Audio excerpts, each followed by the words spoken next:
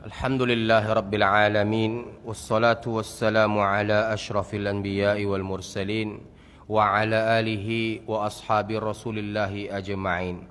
Ashhadu an la ilaha illallah wahdahu la sharika lah wa ashhadu anna sayyidana Muhammad bin Abdullah salawatullahi alaihi wa salamuhu sallallahu alaihi wa ala alihi wa ashabihi wa man sara ala nahjih wa tamassaka bi sunnatihi ila yaumiddin wa sallama tasliman katsiran mazida amma ba'd.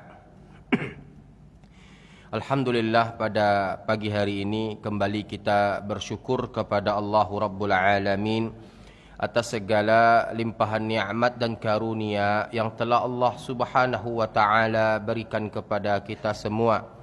Berselawat kita kepada Rasulullah Muhammad sallallahu alaihi wa ala alihi wasallam dengan lafaz Allahumma salli ala sayyidina Muhammad wa ala ali sayyidina Muhammad.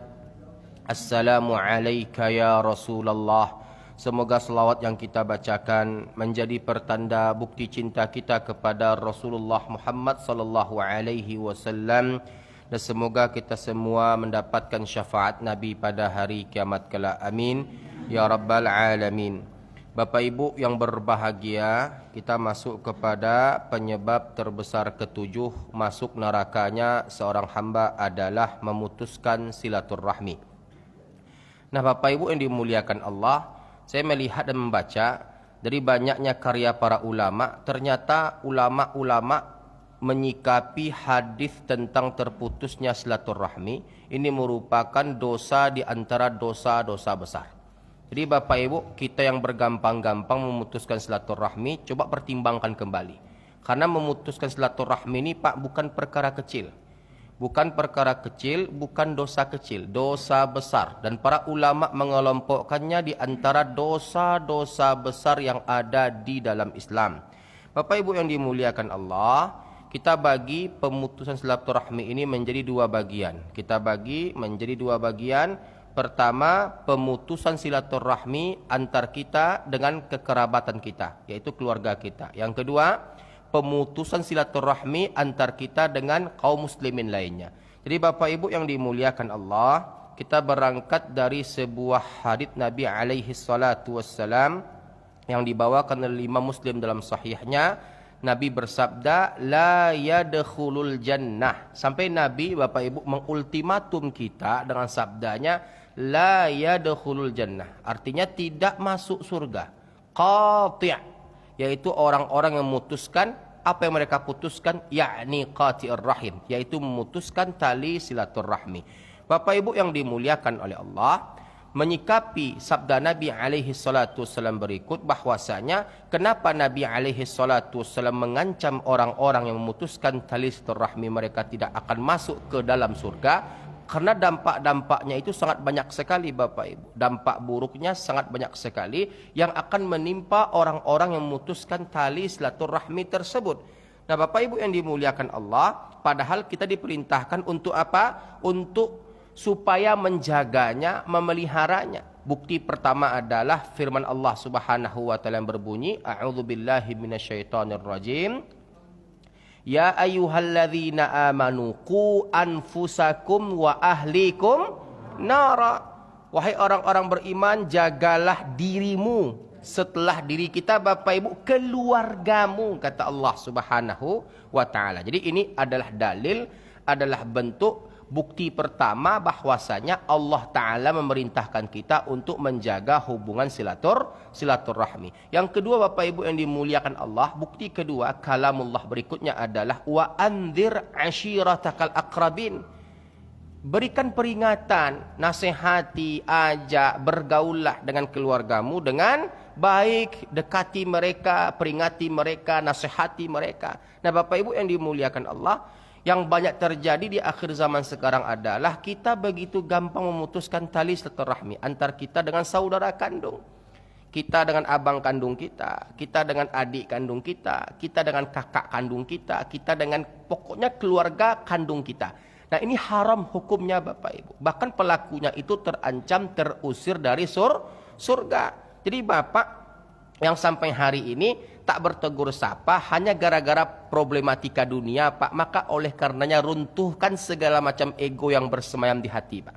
Karena ini bisa memberikan dampak yang buruk bagi Bapak yang tak bertegur sapa sampai 10 tahun, sampai 20 tahun. Bahkan yang lebih parahnya lagi, Bapak Ibu, ada pula saya mendengar pertengkaran keluarga, pertengkaran antara abang adik, satu rahim, satu ayah. Itu saking marahnya, Pak, kepada abangnya. Apa jawabnya Bapak Ibu ketika kami damaikan? Sampai putih tulang ambo di kubu Pak Ustaz, tidak akan ambo agiah maaf ini do Pak Ustaz. La ilaha illallah. Tahu artinya, Pak? Sampai putih tulang ambo di kubu Pak Ustaz, tidak akan ambo agiah maaf do Pak Ustaz. Artinya apa Bapak Ibu? Maknanya dendam, pemutusan silaturahmi sampai ia bawa ke kubur, Bapak Ibu.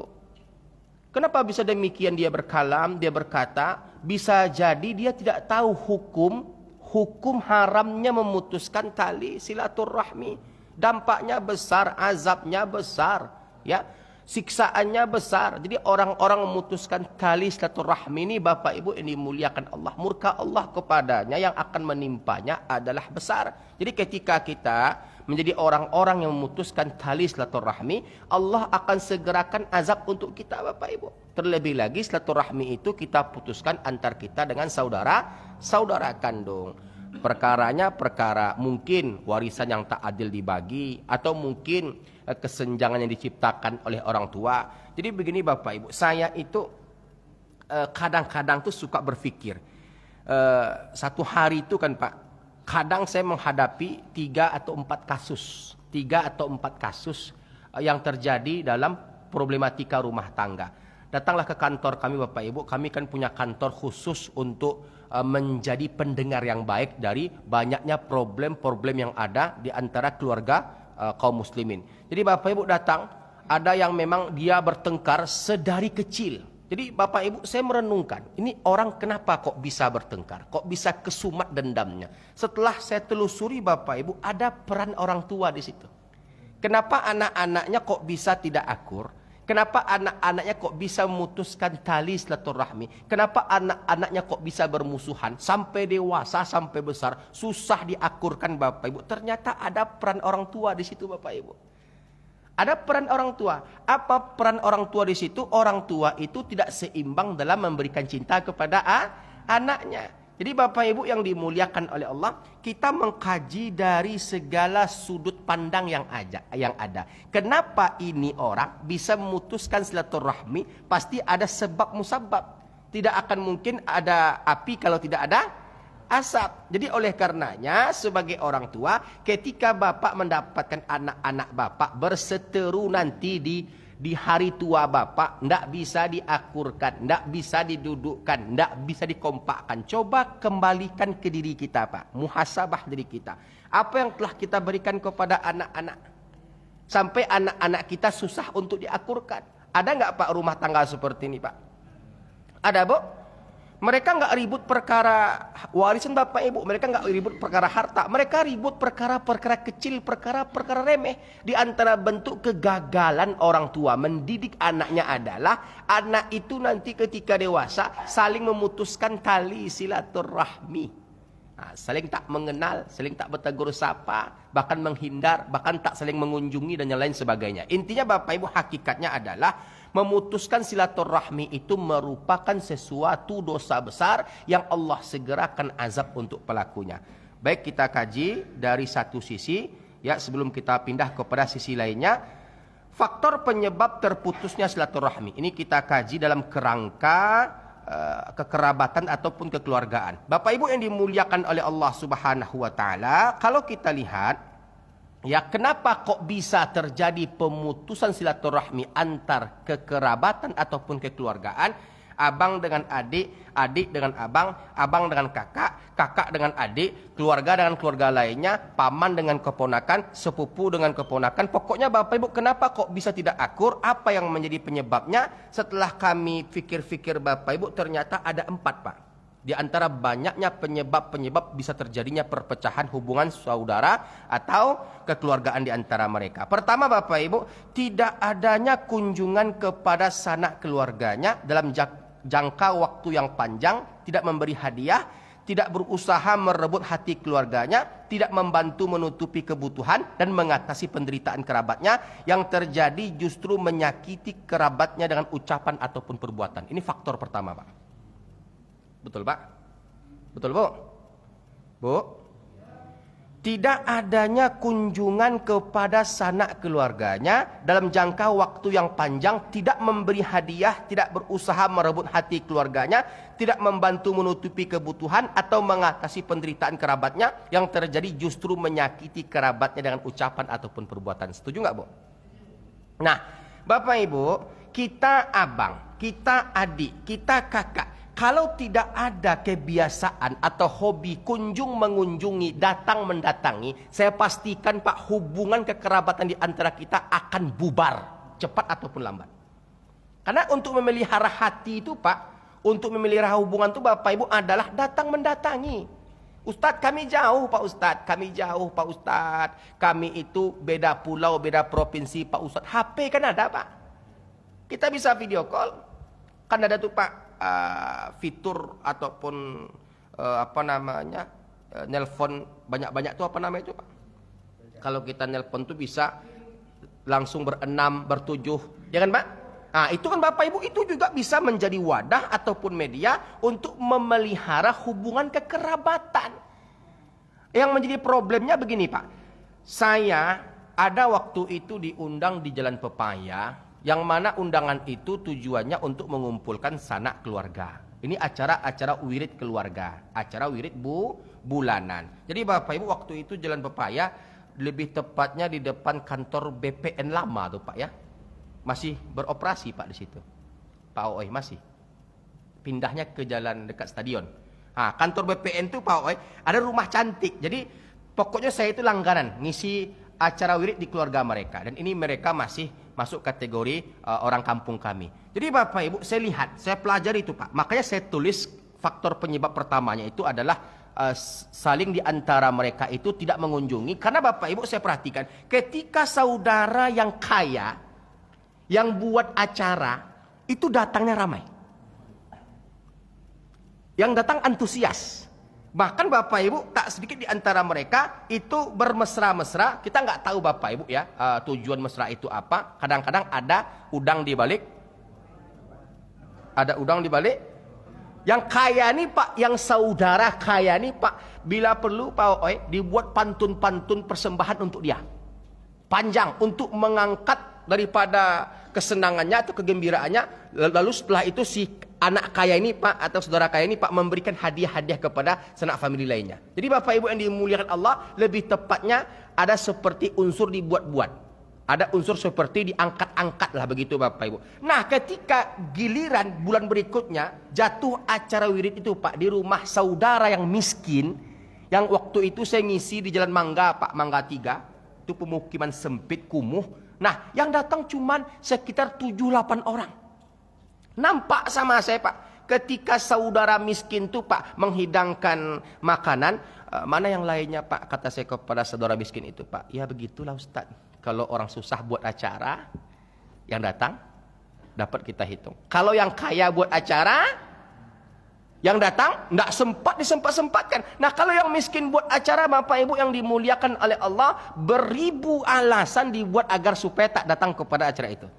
Nah, ini yang terjadi, Bapak Ibu. Pemutusan silaturahmi antar karib kerabat terjadi karena masih banyak di antara kita yang memandang itu dengan kasta, harta, keberadaan finansial, dan yang lain sebagainya. Yang sehingganya yang kaya dikunjungi, yang miskin dikucilkan. Jadi Bapak Ibu yang dimuliakan Allah, penyebab utama ya adalah kurangnya kita datang mendatangi, kunjung mengunjungi, kurangnya kita memperhatikan, kurangnya kita artinya bahu-membahu dalam membantu, yang sehingganya Bapak Ibu yang dimuliakan Allah, timbulnya sakit hati atau sedih hati, timbulnya semacam kekecewaan ataupun kekesalan. Nah, disitulah mulai awal daripada Bapak Ibu, jauhnya atau retaknya hubungan kekerabatan. Jadi Pak, kalau bisa Pak, kalau tinggal abang kita di Pekanbaru, atau kakak kita di Pekanbaru, atau adik kita di Pekanbaru, satu kota, satu kecamatan, ataupun beda kecamatan, selagi tertempuh Pak, datangi.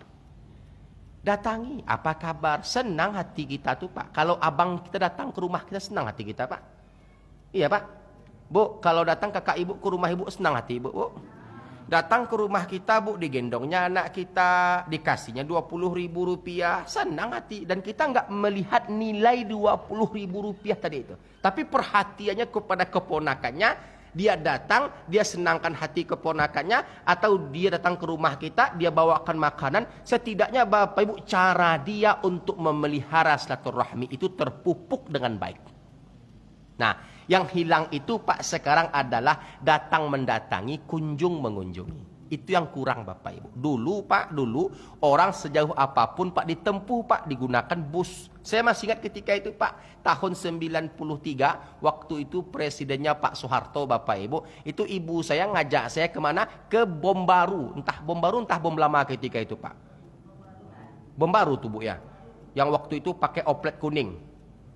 Pakai oplet kuning Bapak Ibu, kami ke Bom Baru. Pokoknya saya ingatnya bom itu Bu, entah bom lama atau bom baru. Ibu saya sehari itu Bu, sebelum pergi ke rumah, itu bukan saudara Bapak Ibu, orang kampungnya. Itu dibuat Pak lepat pisang Pak. Lepat pisang Bu dibuat untuk apa? Untuk supaya sebagai buah tangan untuk orang yang kami kunjungi Pak. Dan itu terpelihara. Zaman di mana HP tidak ada, transportasi terbatas, kalau tidak menggunakan bus, kalau tidak menggunakan oplet. Tertempuh Pak, terdatangi oleh kami. Nah sekarang mobil ada, motor ada, HP ada. Yang jauh apa? Yang jauh hati kita. Yang jauh hati kita. Jadi kalau ingin terpelihara silaturahmi antar kita, hubungan kekerabatan ataupun hubungan kekeluargaan, maka oleh karena itu Bapak Ibu, coba biasakan, hidupkan kebiasaan lama yang sudah mulai hilang, yaitu datang mendatangi, kunjung mengunjungi. Berikutnya Bapak Ibu yang dimuliakan oleh Allah, kadang kita kurang peduli Pak dengan penderitaan saudara. Coba tanya Pak, kita yang punya kelebihan rezeki, kita punya kelebihan harta, kita punya kelebihan uang, tanya gimana sekolah anakmu, aman Bang? Apa yang belum ada perlengkapannya, aman Bang? Coba tengok lagi, ada Bang belum bayar SPP contohnya, atau belum beli sepatu contohnya. Ini uang transfer, uang 200 ribu rupiah, belilah sepatu. Pak terharu yang menerima itu Pak. Ini kadang-kadang kita Bapak Ibu, kita royal ke orang, pelit kepada keluarga. Ini Bapak Ibu yang saya kadang-kadang suka heran dengan tipikal atau karakter orang. Ke orang dia royal luar biasa. Berapapun dipinjam orang Pak, dia berikan, dia persembahkan, dia kasih Pak. Tapi ketika kepada keluarga Bapak Ibu, susahnya minta ampun, nggak peduli dan yang lain sebagainya. Jadi Bapak Ibu, seburuk-buruknya saudara, dia saudaramu. Seburuk-buruknya abang, dia abangmu. Seburuk-buruknya kakak, dia kakakmu. Satu rahim dengan engkau, satu darah denganmu, satu ayah denganmu, satu dapur, satu piring, satu sendok, satu kamar mandi, satu kamar tidur. Jadi nggak pantas kau bermusuhan dengannya. Nggak etis kau bermusuhan, bertengkar dengannya. Kalaupun dia salah, maklumi, maafkan. Ustadz, saya azab di fitnahnya Pak Ustadz, diejeknya, difitnahnya, dibulinya, dizoliminya. Bukankah Nabi kita alaihi salatu wasallam katakan bahwasanya orang-orang sabar itu akan menang, terlebih lagi bersabar atas segala macam ujian yang Allah berikan dari kalangan keluarga ataupun kekerabatan. Kalau boleh kita mengambil contoh Pak, betapa sabarnya Nabi. Kurang sabar apa Nabi Pak ketika Hindun binti Utbah menyuruh orang untuk menombak Hamzah yang bernama Wahsy itu Pak, ditombaklah Hamzah. Ini bentuk dari cara pengecutnya orang-orang Quraisy ketika itu Pak. Mereka melihat Hamzah ini merupakan ikon yang sangat besar sekali untuk membuat penyerangan hebat-hebatan kepada pasukan Quraisy ketika itu, perang Uhud Bapak Ibu. Dan Hamzah itu diintai. Ini bentuk dari sifat pengecutnya prajurit kafir Quraisy ketika itu Bapak Ibu. Diintai dari belakang Pak.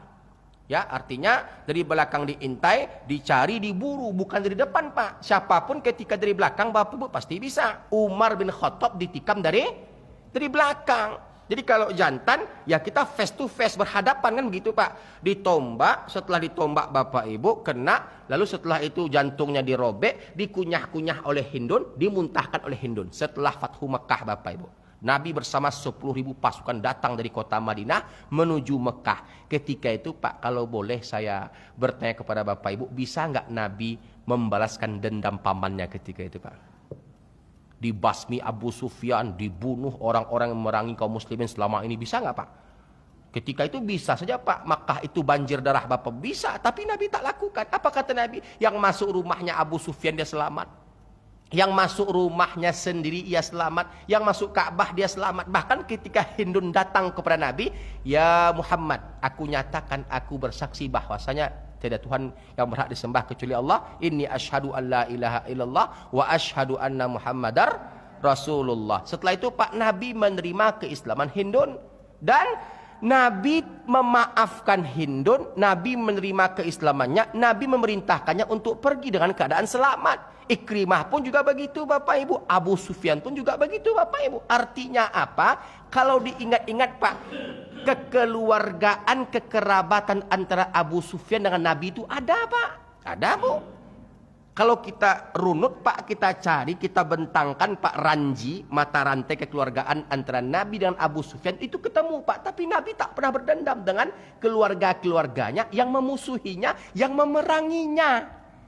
Kan begitu Bapak Ibu yang dimuliakan oleh Allah Subhanahu wa taala. Jadi oleh karenanya kalau kita sudah mulai jarang datang mengunjungi saudara kita, maka disitulah hubungan kekerabatan, kekeluargaan di antara kita mulai rapuh, mulai runtuh. Jadi cara memeliharanya adalah datang mendatangi, kunjung mengunjungi. Kalau mereka butuh bantuan, bantu Bapak Ibu. Kalau mereka butuh pinjaman, pinjamkan Bapak Ibu. Diganti atau enggak digantinya, itu urusan nanti. Setidaknya kita membantu saudara yang satu rahim atau satu nafas, satu darah, satu ayah, satu ibu, satu dapur, satu piring, satu kamar tidur, satu kamar mandi.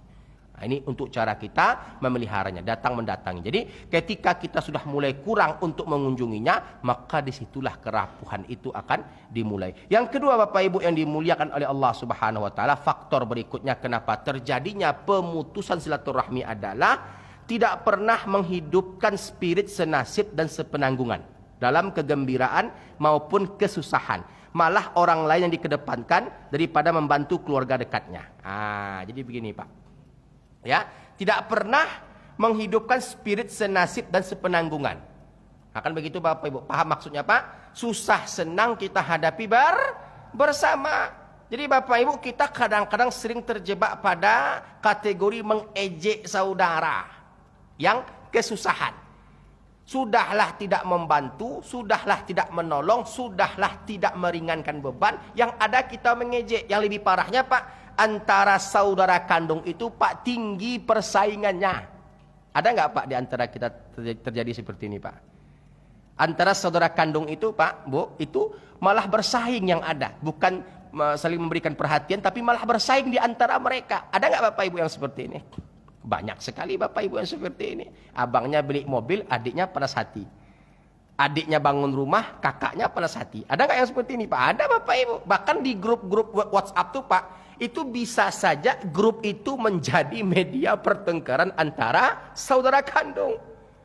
Contoh Pak, ada juga model karakter orang seperti ini Pak. Di grup keluarga itu kan Pak, harusnya kan kita menjaga. Grup itu kan memupuk Pak, memupuk, memelihara, menjaga hubungan kekerabatan. Yang jauh menjadi dekat, yang dekat menjadi sayang. Kan begitu hakikat grup itu dibuat Pak. Ya, jadi yang ada Pak, ketika kakaknya beli emas baru bulan ini guys. Akan begitu Pak, diposting di grup, menimbulkan sakit hati. Sementara adiknya, anaknya SPP menunggak 3 bulan, 4 bulan. Walau itu bukan urusan kita Bapak Ibu, tapi itu bisa menjadi penyebab ibanya hati. Iya Pak. Pak, kalau abang bapak, Bu, kalau kakak ibu, dibantunya orang lain di depan ibu, sementara ibu membutuhkan bantuan ibu itu. Kira-kira terima nggak hati ibu, Bu? Terima nggak hati bapak, Pak? Bapak tahu nih, bahwasanya si abang, ibu tahu nih, bahwasanya si kakak ini dibantunya orang, dan bantuan itu bernilai jutaan rupiah. Sementara kita betul-betul membutuhkan bantuan itu. Itu bisa menyebabkan teribanya hati Bapak Ibu. Nah, iba hati itu Pak bisa saja nanti menghadirkan kekecewaan dalam jiwa. Makanya Nabi bersabda, sedekah yang diberikan kepada orang lain pahalanya bernilai 1.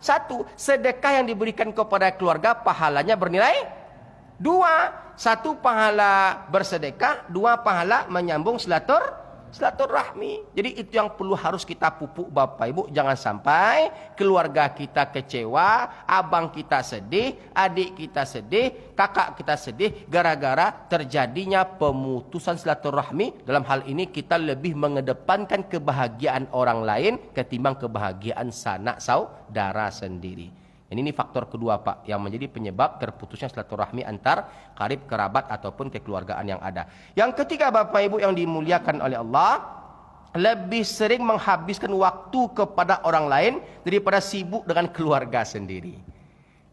Begini Pak, artinya kumpul-kumpul atau seperti contohnya kita mengadakan acara-acara, kita lebih banyak habis waktu dengan orang lain, dengan teman, dengan kolega bisnis, dengan siapapun itu. Sementara dengan keluarga Pak, kita itu tidak pernah ada waktu dan tidak pernah punya waktu untuk keluarga. Ini bisa menjadi pemicu terjadinya pemutusan silaturahmi antar karib kerabat, dan ini menjadi faktor ketiga yang bisa menjadi terjadinya keretakan hubungan silaturahmi antar kita dengan keluarga kita. Yang keempat Bapak Ibu yang dimuliakan oleh Allah, ada juga orang yang mau menjalin tali silaturahmi jika keluarganya menyambung silaturahmi dengannya, tapi ia akan mengurainya, ia akan memutuskannya jika mereka memutuskannya. Ini Bapak Ibu, ini pun juga salah.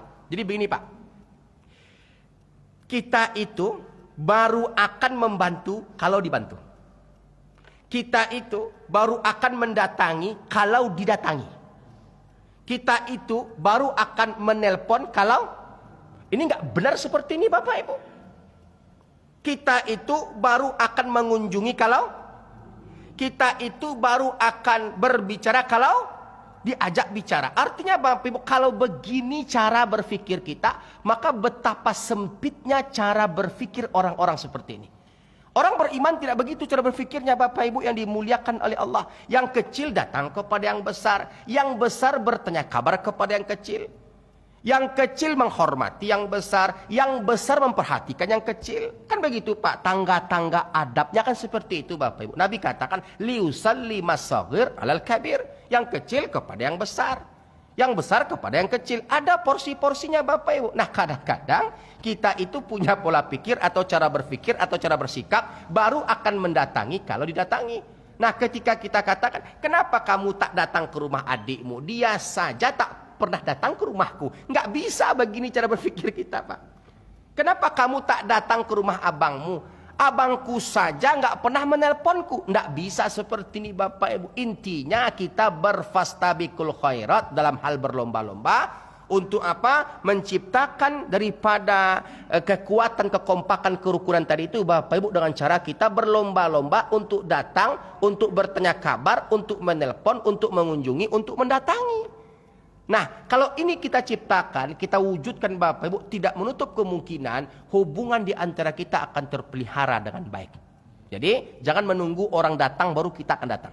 Jangan menunggu orang menelpon baru kita akan menelpon. Jangan menunggu orang untuk bertanya baru kita bertanya. Jangan menunggu orang untuk berbicara baru kita akan berbicara. Ini karakter orang sombong seperti ini Bapak Ibu. Jadi oleh karenanya 4 ini Bapak Ibu, kalau diterapkan insya Allah hubungan kita akan terpelihara. Kalau kita tinggalkan, hubungan kita akan retak dengan sendirinya. Dipastikan cepat ataupun lambat hubungan silaturahmi antar kita dengan karib kerabat terancam bubar dengan sendirinya. Jadi Bapak Ibu, sebelum kita pindah kepada sudut pandang lainnya, pemutusan silaturahmi dengan kaum muslimin, apakah ada pertanyaan? Yang ingin bertanya dipersilahkan.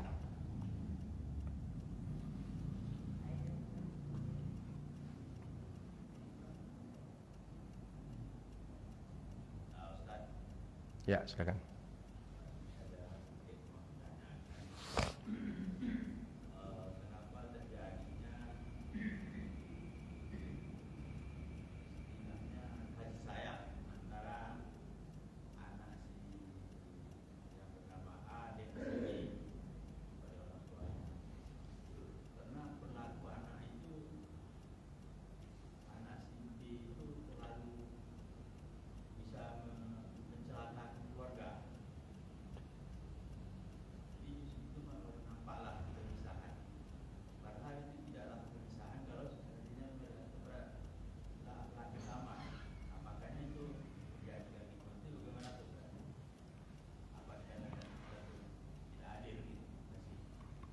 baik keponakan atau sepupu atau anak dari saudara laki-laki atau saudara perempuan. Itu kan dipanggil keponakan atau sepupu, kan begitu Pak. Jadi ada petitih petatah Minangkabau itu Pak yang saya hafal, anak dibimbing keponakan. Terbalik Pak, anak di pangku keponakan. Apa artinya itu Pak? Nah, anak di pangku keponakan. Terbalik nggak Pak? Anak dibimbing atau keponakan dibimbing Pak? Anak dibimbing, anak di pangku, keponakan dibimbing. Bapak Ibu. Apa makna itu Bu? Apa makna itu Bu? Anak di pangku, keponakan dibimbing Bapak Ibu. Gimana Bu? Gimana Bu? Ya, anak disayang, keponakan dikasihi. Nah Bapak Ibu yang dimuliakan Allah, kita itu sering terjebak pada konsentrasi kepada anak, sementara kepada keponakan hilang. Jadi begini Pak, kenapa keponakan tidak menghormati mamanya, apaknya, eteknya, keluarganya, karib kerabatnya? Karena ulah daripada apa tadi itu, mama tadi itu yang menyebabkan mereka itu terjadinya keretakan hubungan. Nah jadi ketika kita mulai kurang memperhatikan, kurang mendatangi, kurang menasehati, kurang membimbing, kurang mengajak kepada kebaikan, maka tugas kita harusnya membimbing itu Pak menjadi sesuatu yang bisa merusak anak tersebut. Anak ataupun keponakan ataupun daripada sepupu tadi itu akan mencari jalannya sendiri yang menyebabkan mereka tak lagi menghormati pamannya, tantenya ataupun apanya ataupun mamanya. Jadi tugas untuk menghadapi keponakan ataupun sepupu yang seperti itu adalah tugas bersama. Tugas bersama, tugas ayahnya iya, tugas pamannya iya, tugas mamanya iya, tugas apaknya iya, tugas eteknya iya. Dengan cara apa? Dengan cara kita kompak datang menasehati dia secara bersamaan, setelah itu mengunjunginya, memberikan kepadanya petuah-petuah yang menyebabkan dengan itu dia berubah dengan sendirinya. Jadi rata-rata Pak, kenapa bisa seperti itu? Kurangnya perhatian dan kurangnya kasih sayang. Jadi petitih itu Pak bukan hanya sekedar ucapan saja, bukan hanya sekedar ucapan ataupun kalam biasa, tapi mengandung makna yang besar. Anak di pangku, keponakan dibimbing itu Bapak Ibu adalah bukti nyata bahwasanya di Minangkabau ada semacam tradisi ataupun kebiasaan yang namanya keponakan itu dibimbing sampai mereka menjadi orang besar.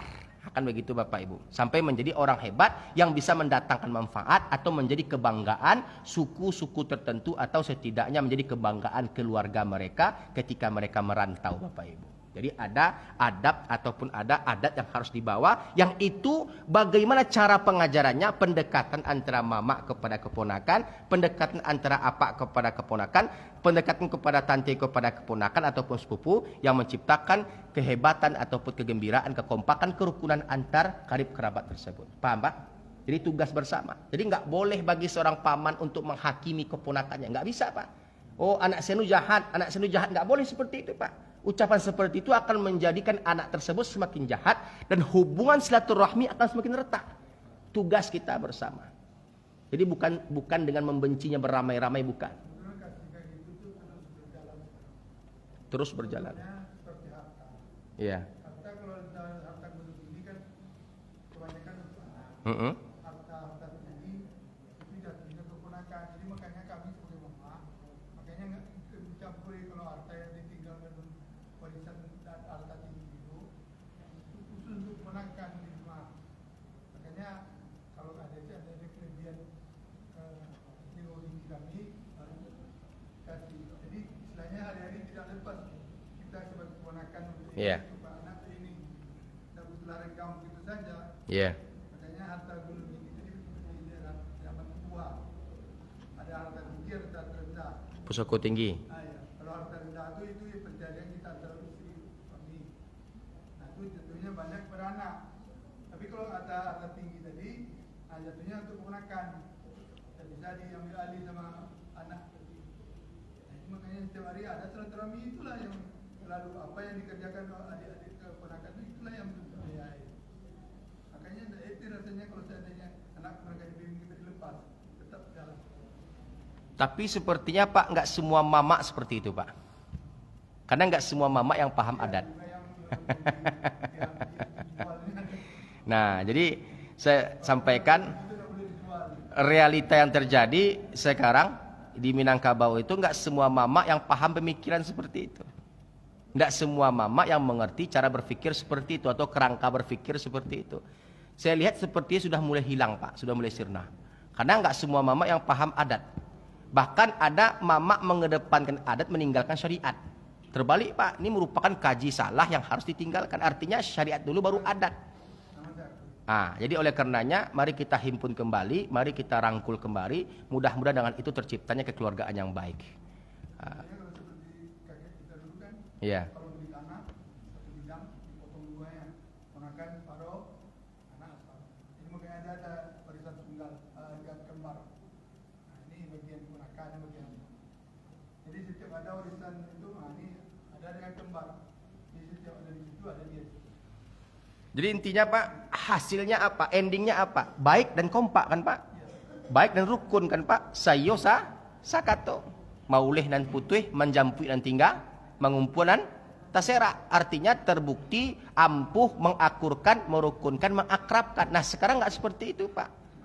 Sampai kemarin kalau nggak salah saya ada abang tah adik di Padang Pariaman membunuh saudara kandungnya gara-gara pembagian harta warisan yang tidak adil. Dibunuh saudara kandungnya. Entah abang entah adik Pak. Pokoknya ini terjadi. Berita sekitar sebulan yang lalu.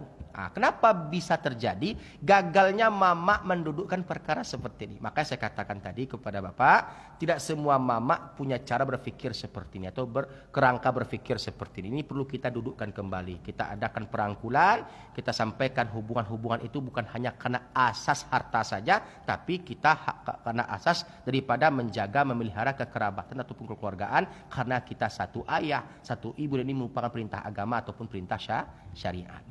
Baik Bapak Ibu, ada pertanyaan? Silakan.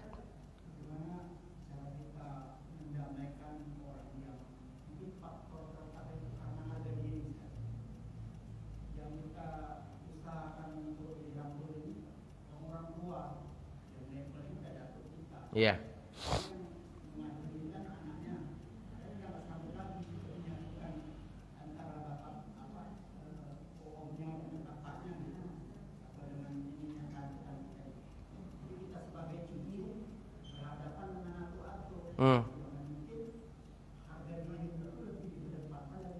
Iya.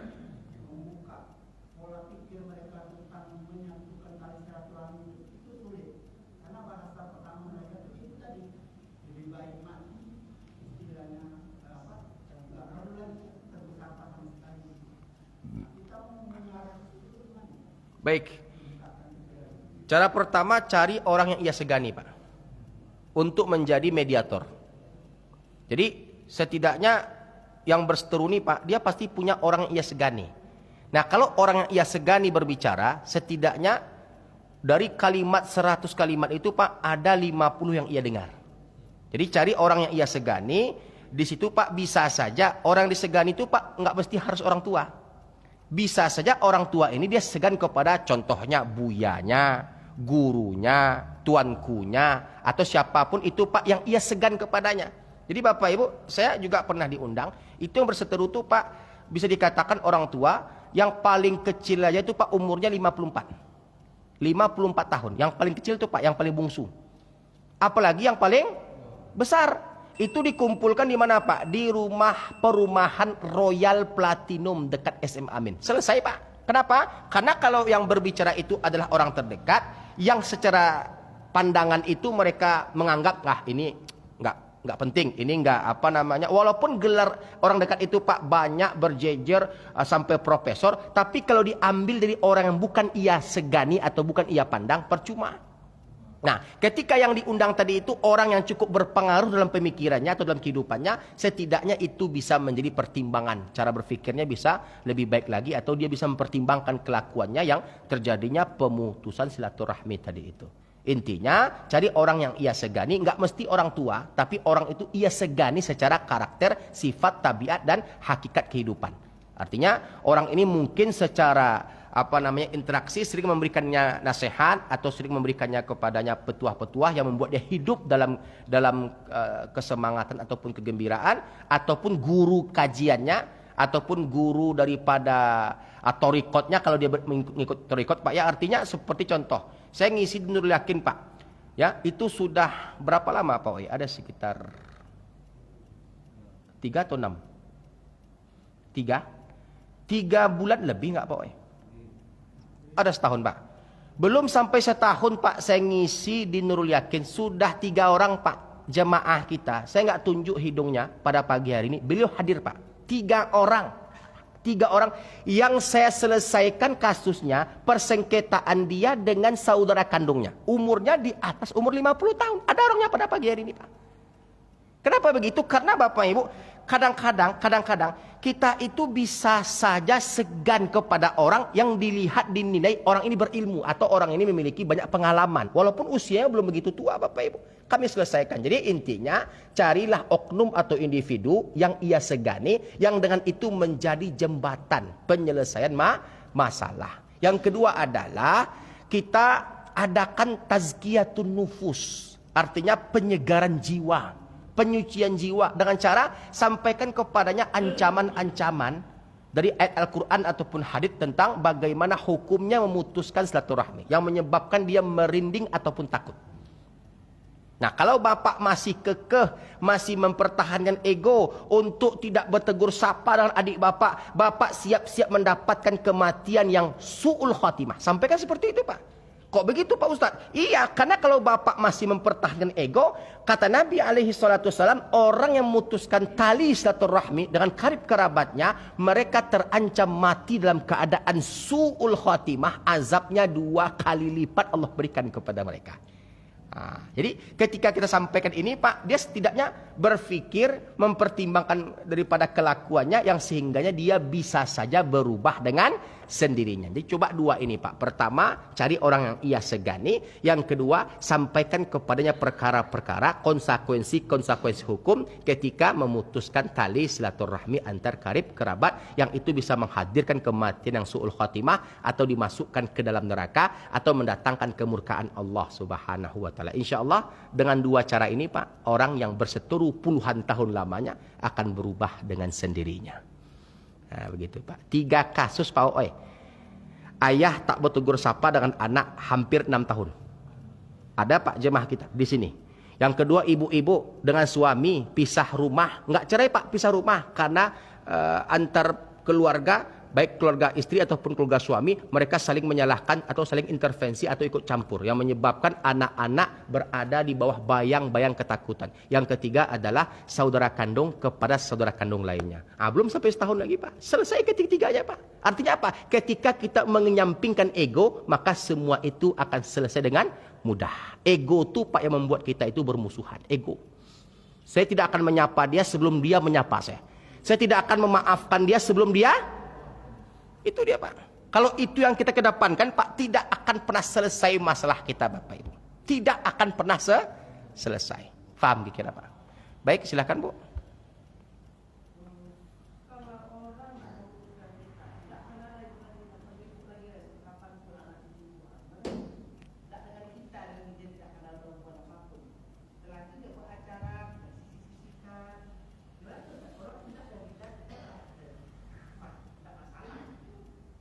Coba ulangi lagi Bu, kurang.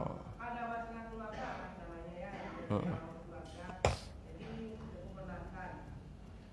Lalu diajak semua ikut membenci kita. Iya. Ya, cuma ikut semua. Bahkan apapun kita disisihkan. Iya. Ada cara ini kita nggak diajak. Ya legowo aja kita terima, tapi kita ditiadakan di antara mereka. Gimana sikap kita? Ya, sikap kita kalau kita kaji secara manusiawi itu pasti sakit Pak. Kita ada tapi dianggap tidak. Ada acara kita nggak diundang. Ada rembukan kita nggak diundang. Kan begitu Pak. Sakitnya tuh di sini, di hati Pak. Ini bukan lagu Pak ya. Sakitnya tuh di sini, yaitu di hati, dan itu bisa menghadirkan dendam. Bisa menghadirkan dendam, kebencian. Jadi Bapak Ibu yang dimuliakan oleh Allah Subhanahu wa taala, langkah terbaik kita adalah memaafkan dan menganggap itu tidak ada dalam kehidupan. Anggap saja itu merupakan ujian-ujian yang ada dalam kehidupan kita. Jadi ibu, kalau kita balas keburukan dengan keburukan, maka keburukan itu tidak akan ada kesudahannya. Bu, ibu tahu kisah Nabi diembargo, Nabi diboikot Pak, di sebuah lembah. Tahu Pak? Diembargo, diboikot oleh kafir Quraisy, oleh keluarga-keluarga Nabi yang lainnya, sampai mereka makan dedaunan-dedaunan kering, sampai mereka kurang minum apa segala macamnya, sampai ketika itu kalau saya nggak salah, yang merobek surat yang digantung di Ka'bah itu Pak, pemboikotan kepada Nabi dan pengikutnya itu adalah Umar bin Khattab. Umar entah Hamzah Pak, lupa saya. Intinya Bapak Ibu yang dimuliakan oleh Allah, doakan mereka agar mereka mendapatkan hidayah. Yang kedua, doakan mereka agar Allah Ta'ala memberikan kepada mereka petunjuk, agar mereka berubah dari perbuatan buruk mereka. Nah, ada model karakter orang munafik akhir zaman. Orang munafik, dan ini merupakan karakter yang sangat jahat, kepribadian yang sangat buruk, yang harus ditinggalkan oleh siapapun itu. Karena kalau ada di sifat Bapak Ibu, maka berarti Bapak Ibu layak ditempatkan di kerak neraka yang paling bawah. Apa itu Pak karakternya? Karakter dia benci ke orang, diajaknya orang lain beramai-ramai untuk benci kepada orang itu. Ini karakter jahat seperti ini Pak. Ini karakter jahat seperti ini Bu. Dan ini bisa terjadi di kalangan para ustadz ataupun dai. Bisa terjadi Pak. Di antara kalangan ustadz ataupun dai.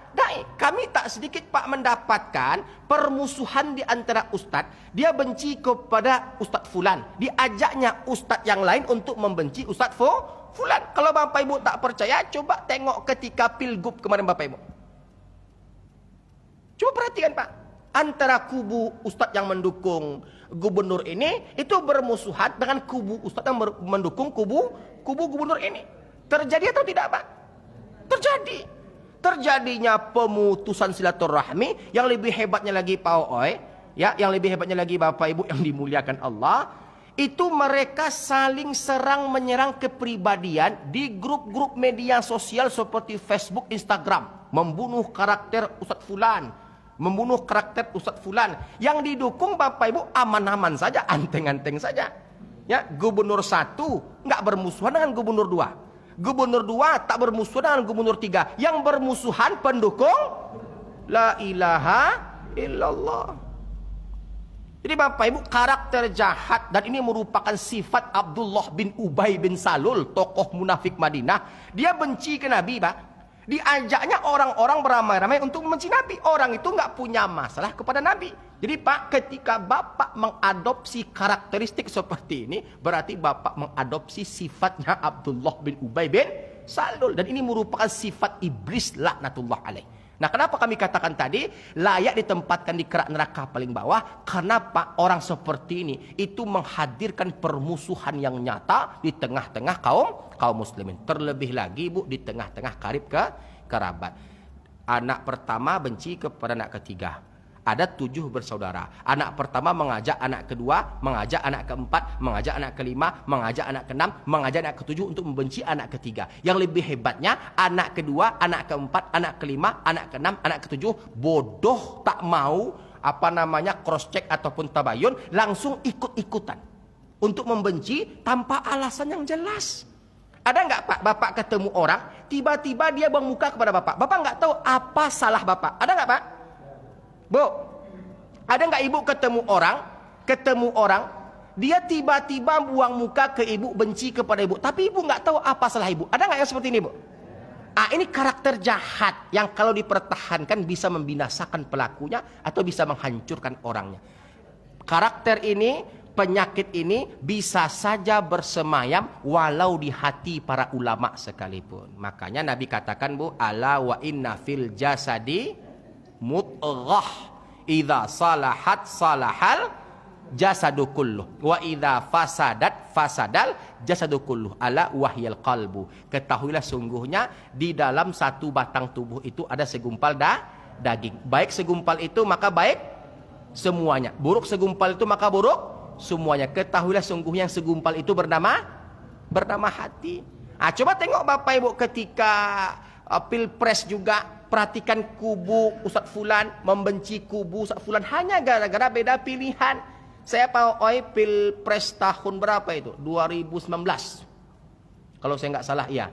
Yang ada istilah pendukung ini memanggil pendukung ini dengan kecebong contohnya Pak. Pendukung ini memanggil pendukung ini dengan panggilan yang tidak baik lah. Pokoknya Bapak Ibu ejek mengejek. Sekarang saya tanya, semenjak kapan Nabi mengajarkan kita mengejek orang?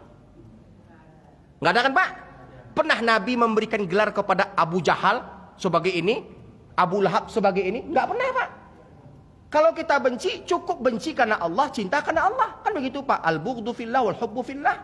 Bertemu karena Allah, berpisah karena Allah. Yang ada Pak, kita nggak suka dengan orang, kita bunuh karakternya, kita ejek, kita hina, kita jatuhkan kehormatannya, kita benci dia beramai-ramai. Ini merupakan karakter orang munafik.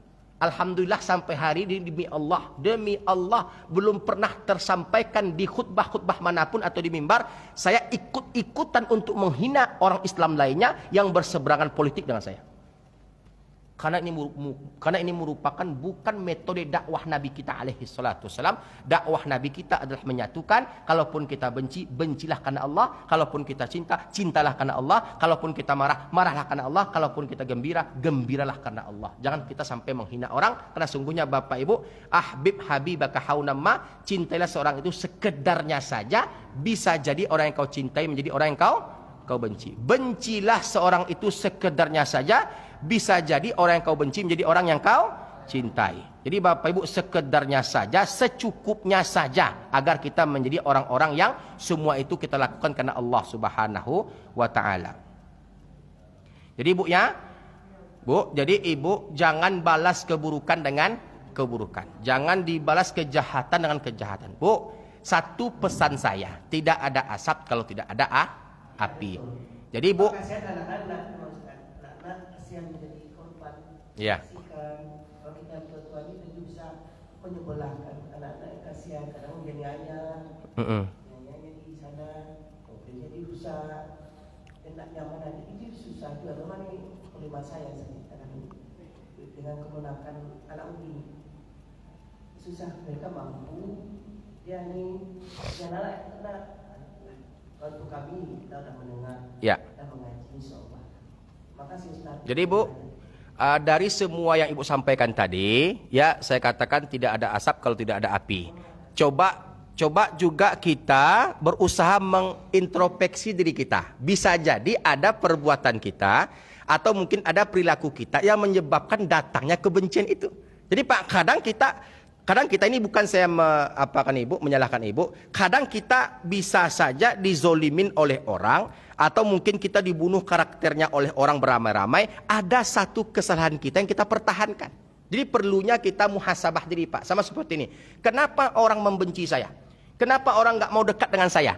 Kenapa orang menjauhi saya? Kenapa orang-orang itu menzolimi saya? Setelah dicari Pak, ternyata saya model orang yang tidak. Boleh saya, Pak Kebang memang ada sebab. Dia ada usaha memakai kita, itu kita habis-habisan. Bukan sedikit.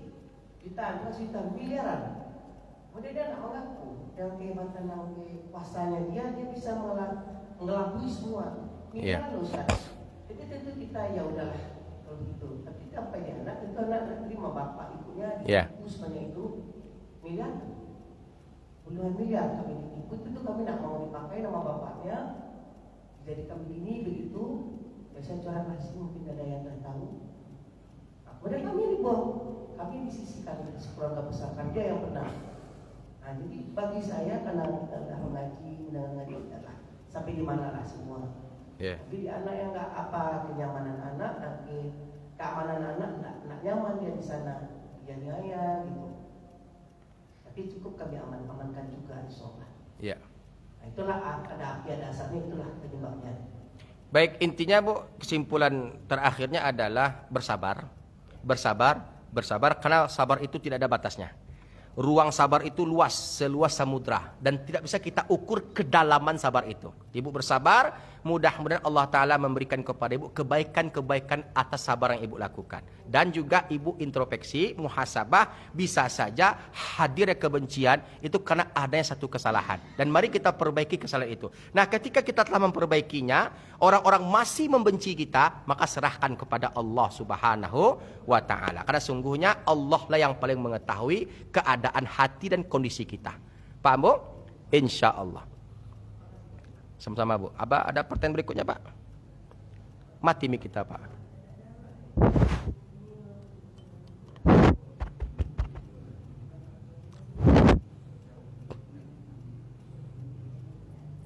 Habis waktu kita, Pak? Habis waktu, mic pun mati, Pak, ya? Jadi memang cocok. Gimana, Pak? Oh, Masya Allah. Jadi Bapak Ibu, selesai sudah kajian kita tentang pemutusan silaturahmi antar karib kerabat. Bab ini Bapak Ibu kita bagi menjadi 2 bagian. Insya Allah pada Senin berikutnya atau pekan berikutnya kita akan bahas pemutusan silaturahmi antar umat Islam yang terjadi di antaranya ormas-ormas Islam bermusuhan antara satu dengan yang lainnya, menyesatkan, menyalahkan, membid'ahkan, mengkafirkan sampai tak bertegur sapa. Ada nggak yang seperti ini, Pak? Ada nggak, Bu? Besok kita bahas pada Senin berikutnya. Insya Allah mudah-mudahan kita semua diberikan kesehatan oleh Allah, penjagaan, perlindungan dimanapun kita berada. Amin. Ya Rabbal Alamin. A'udzubillahi minasyaitonirrajim. Bismillahirrahmanirrahim. Alhamdulillah Rabbil Alamin. Wassalatu wassalamu ala ashrafil anbiya'i wal mursalin. Wa ala alihi wa ashabi rasulillahi ajma'in. Ya Allah, Ya Allah, Ya Allah, Ya Rahman. Jagalah hubungan kekerabatan di antara kami, ya Allah. Jangan kau siksa kami, ya Allah, dikarenakan kami khilaf, ya Allah. Kami memutuskan silaturahmi antar kami dengan saudara kami, ya Allah. Ya Allah, rajut kembali hati-hati kami yang terputus, ya Allah. Rajut kembali hati-hati kami yang berserak-serak, ya Allah. Satukan kami dalam cintamu, ya Allah. Satukan kami dalam cintamu, ya Allah. Jangan satukan kami dalam bencimu, ya Arhamar Rahimin.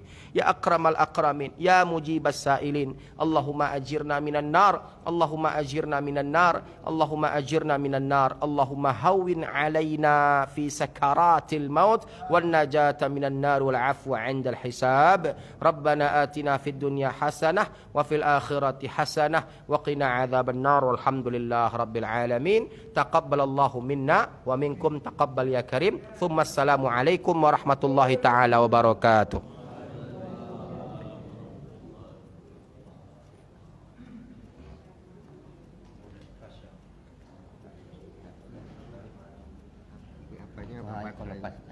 Aku lepas lah. Kau suara. Nak buat lagi kau je pun.